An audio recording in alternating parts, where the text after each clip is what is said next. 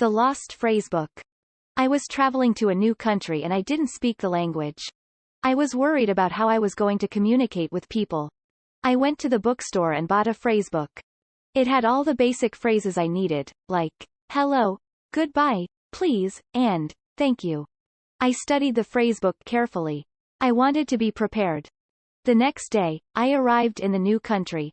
I was nervous, but I was also excited. I was ready to start my adventure. I went to the hotel and checked in. The receptionist didn't speak English.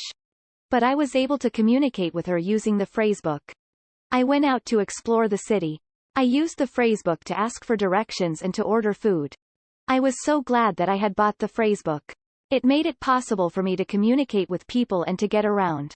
One day, I was walking down the street and I lost the phrasebook. I was so upset. I didn't know what I was going to do.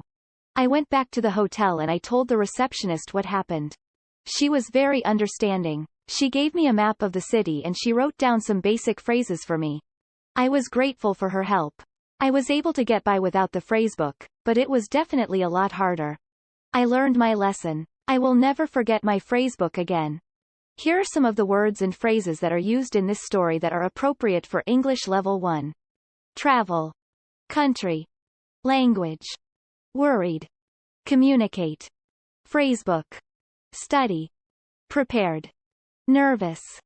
Excited. Adventure. Receptionist. Speak English. Communicate. Directions. Food. Lost. Upset. Map. Basic phrases. Grateful. Help. Lesson. Forget. I hope you enjoyed this story.